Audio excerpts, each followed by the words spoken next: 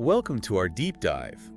Today we're tackling a story that I bet you think you know. Oh, I know this one. A classic. The story of Noah's Ark. Yeah. But we're going beyond the children's story version, right? We're going deep into Genesis chapter 7 The source material. to uncover the fascinating details. Love it. So much there that gets missed, I think, when we think about this simplified version. Yeah, there's layers and layers of meaning. Yeah, you might think you know this story, but there's a lot there to unpack. Okay, so let's start with Noah himself. Okay. The text says he was righteous in his generation. Right. What does that mean exactly? Not just like a good guy. Well, it's not just like being like a good guy in a general sense. Yep. It's like the text highlights Noah's obedience to God's commands, Yeah. his blamelessness in a world that's described as corrupt. Right. So it suggests a conscious choice to live a life that's aligned with like these divine principles, Right. even when he's surrounded by wickedness. Okay, so it's more about his actions then. Yeah, Okay, so his actions and commitment to a certain way of life, yeah. exactly. And it's this righteousness. This is what sets him apart Right. and leads to him being chosen for this monumental task. Okay, that makes sense. And then we get to the instructions about the animals. Yeah. And this is where, for me, Yeah. it gets like mind-blowing, right? God doesn't just say, take some animals with you. Right. He gives incredibly specific directions. Yeah, the detail is fascinating, isn't it? Yeah. 7 pairs of clean animals, Okay. male and female, 2 of unclean male and female, Okay. and then 7 pairs of birds, again, male and female. Wow. It's very clearly about maintaining this diversity of life. Right. What stands out to you about that clean and unclean distinction? Well, I think it speaks to the cultural and religious context of the time, right? Okay. These categories had like ritual significance. They were really ingrained in their understanding of the world. Right. And the fact that God included these distinctions in his instructions Yeah. shows how integrated this story is with their existing belief system. Oh, that's such a good point. Yeah. So it's not just about saving animals. And more than that. It's about preserving this specific order Right, precisely. within the natural world. Yeah, it's almost like a divine blueprint, right? Yeah. For rebuilding the world after the flood. Okay. Noah's got his marching orders and then impending global flood. Yeah. What strikes me is the timeline. God gives Noah 7 days notice. Oh my gosh. If I was Noah, I would just be scrambling. 7 days. Can you imagine just the logistics of that? Right. Gathering all those animals and then stocking the ark with supplies. Yeah. It's remarkable how the text really emphasizes this sense of urgency, Yeah. but still highlights Noah's unwavering obedience. It kind of makes you wonder if those 7 days felt like longer or shorter to Noah. Yeah. Like on one hand, so much to do, but on the other, like, world as you know it, Right. about to end. Right. Absolutely. And think about the psychological impact too, right? Right. On Noah and his family, to know that everyone outside the ark is doomed. Yeah. Right? Yeah. It raises questions about faith, about trust in the divine plan, even in the face of just unimaginable destruction. And it's not like, God just said, hey, it's going to rain a bit. Yeah. Like the text describes this incredibly intense, like dual source flood. Yeah. The fountains of the great deep were broken up. Right. And the windows of heaven were open. It's powerful imagery, right? Yeah. That speaks to the sheer magnitude of this event. Those phrases always make me picture something straight out of like a disaster movie. Right. Do you think it's meant to be taken literally? Yeah. Or is there a symbolic element to it? I mean, it's fascinating, right? I mean, it could be interpreted literally, describing massive underground springs erupting, torrential rainfall. Yeah. But it also works on a symbolic level, right? Representing the chaos and the upheaval of this world-altering event. Okay, so we got the ark, the animals, the impending flood. But what about the people? Okay. Who exactly is inside the ark when that door shuts? Well, we have Noah, of course. Yeah. Along with his wife, his 3 sons, Shem, Ham, and Japheth. Okay. And their wives. It's important to remember, it's not just about one man's survival, right? Right. It's about the continuation of the human race through multiple generations. Okay. That phrase always, Sends chills down my spine. The Lord shut him in. I mean, can you imagine being sealed inside this giant wooden structure, Yeah. knowing the entire world is being swallowed by water outside? There's definitely a sense of finality there, isn't there? Like Yeah. a line being drawn between the old world and the new. Yeah. But it's also an incredible act of protection, right? Oh. A symbol of God's commitment to preserving life, even in the face of like such devastation. It's a striking contrast, right? Yeah. Inside the ark, this sense of hope for the future. Yeah. And outside, it's pure chaos and destruction. Absolutely. And that contrast, right, it highlights the stark choices that are being presented in the story, right? Okay. Obedience versus disobedience. Yeah. Righteousness versus wickedness. Okay. Ultimately, life versus death. Right. It makes you consider what choices lead to survival, Yeah. both literally and figuratively. Resounding thud. The door is shut. The ark is adrift. They're in for quite a ride. They are in for quite a ride. I would say. I think so. Yeah. We'll continue this conversation about what happens next in part 2 of our deep dive on Noah's Ark. Sounds good. 150 days. I know. Just imagine the sights, the sounds. The smells. Yeah, the smells. It makes you wonder what daily life must have been like inside this floating menagerie. Yeah, I can't even imagine. Just the feeding alone must have been like a logistical nightmare. How do you manage all those different dietary needs? Especially with the predators, right? And think about the waste disposal. Oh my God. It's a detail that often gets glossed over, Right. but the sheer volume of animal waste generated every day. Yeah. It must have been staggering. How did they handle all of that within the confined space of the Ark? It's like this giant ancient puzzle. Yeah, Like the text gives us like the big picture, but it leaves so much to our imagination. it does. It also makes the story more fascinating, don't you think? Absolutely. It allows us to engage with the text on like multiple levels. Yeah. To fill in the gaps with our own interpretations Right. and our own insights. It invites us to think critically about the challenges and the triumphs of this incredible journey. And eventually the rains stop, the waters recede, Mhm. and the ark comes to rest on.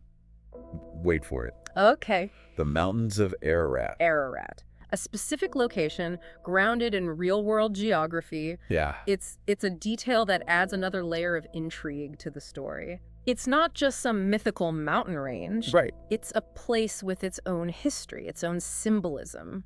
That's what I love about like diving deep into these stories, right? Yeah. Start to see these connections, these echoes of meaning that I think you might miss on a surface reading. Absolutely. And it makes you wonder, why Ararat?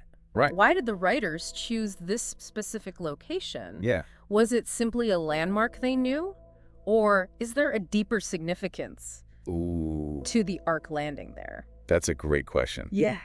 Definitely makes me want to go and like research more Right. about the cultural and historical context. It's a reminder that these stories are embedded Yeah. within a specific time and place. Yeah. And understanding that context, I think, can really enrich our appreciation for the narrative as a whole. So the ark lands, the door opens, and Noah's first act Uh-huh. is to build an altar and offer sacrifices to God. Yeah. What do you make of that? Powerful gesture, right? Right. Like an act of gratitude, of recognition for having been spared. It really highlights that profound shift in Noah's perspective. Yeah.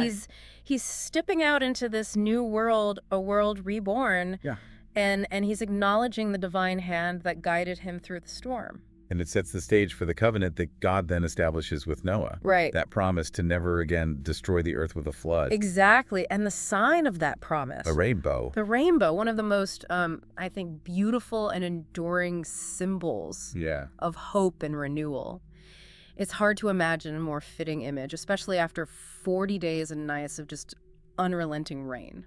Speaking of symbolism, that rainbow always felt significant to me. Yeah. Beyond just being like pretty visual, Uh-huh. like what kind of message do you think it sends about the relationship between humanity and God? It speaks to a sense of reconciliation, I think. Right. A renewed partnership between the divine and the human. Okay. It's a reminder that even after devastating consequences, right, there's always a possibility for forgiveness, for a fresh start. And that covenant isn't just about not flooding the earth again, right? Mhm. It also comes with a responsibility, Yeah. right? A mandate for Noah and his descendants to be fruitful and multiply and fill the earth. It's a call to action, isn't it? Yeah.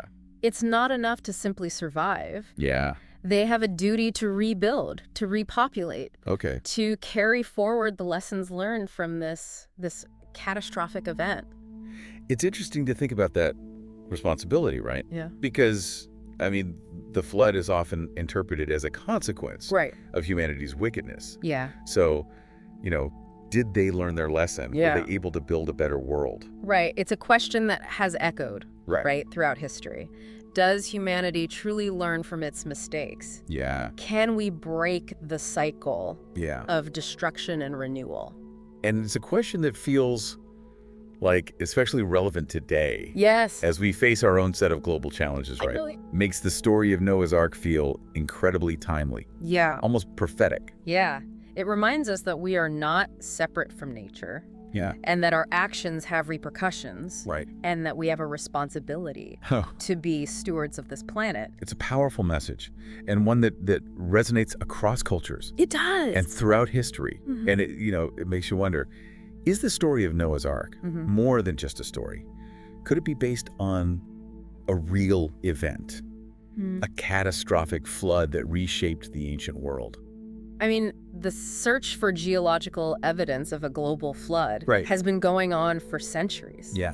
And while there's no conclusive proof, the story's persistence in so many different cultures Right. suggests there might be a kernel of truth embedded within the narrative. It's a mystery Yeah. that continues to fascinate people. And I think it's one of the things that makes the story of Noah's Ark so compelling. It is. It blends history, mythology, science, spirituality, all woven together into this tapestry Right. that invites us to explore the depths of human experience. Right. It speaks to like our deepest fears and hopes, Yeah. our vulnerabilities and our aspirations. Absolutely. Addresses those universal themes of survival, Yeah. renewal, Yeah. and the relationship between humanity and the divine. It challenges us, right? Yeah. To confront our own beliefs about the world Yeah. and our place within it. Forces us to ask some big questions, right? Mhm.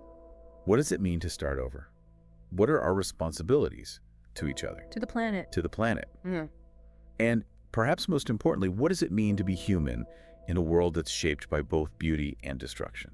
Those are questions that we all grapple with, aren't they? Yeah. And the story of Noah's Ark provides like a framework, right, for Mhm. exploring those questions. Even Uh-huh. if we don't have all the answers, Right. it encourages us to keep searching, keep questioning, keep digging deeper Keep digging deep. into the layers of meaning embedded within these ancient tales. And that brings us to I think, a fascinating observation, right? Which is that the story of Noah's Ark Mm-hmm. isn't unique to the Bible. No, it's not. You see variations of it in different cultures and religions. Exactly. It's a story that seems to tap into this universal human experience, Yeah. this shared memory of a time Yeah. when the world was reborn. It makes you wonder why this story resonates so deeply It does. across like such diverse cultures and time periods. Yeah. It's got to be more than just a coincidence, right? It seems that way. Yeah. Is it a cautionary tale? Is it a testament to faith? Could be. A reminder of our vulnerability in the face of nature's power? It's possible. Or perhaps it's all of those things and more.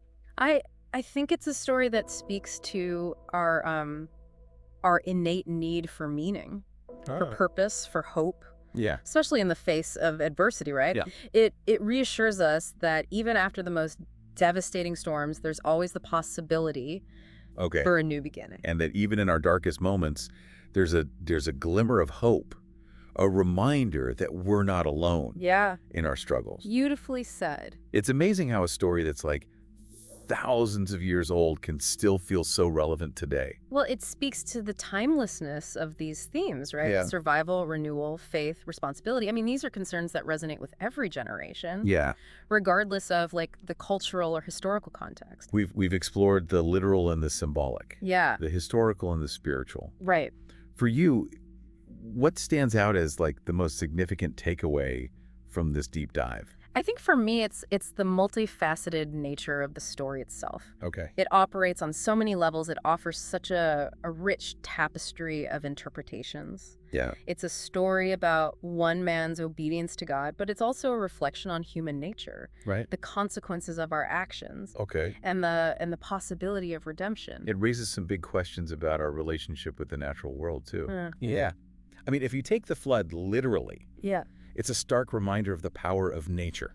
It is. and the potential for, like, ecological devastation. It challenges us to think about our role as stewards of the planet, doesn't it? Yeah. It suggests that our actions have consequences that extend far beyond ourselves, Yeah. impacting future generations Yeah. and the delicate balance of the ecosystem. We've talked a lot about the flood itself, Yeah, but I'm also struck by, like, what comes after, right? right? That covenant with Noah, Yeah. the promise of a new beginning, the rainbow as a symbol of hope. Yeah, what do those elements tell us? Yeah, they point to a profound sense of optimism, I think, don't they? I think so. Even after such a, like, cataclysmic event, right? Yeah. There's this belief in the possibility of renewal, Yeah, of starting afresh, right. forging a new relationship between humanity and the divine. Yeah, absolutely. And that new beginning comes with a responsibility, It does. right? Like this call to build a better world, Yeah. to learn from the mistakes of the past. It does. It makes you wonder,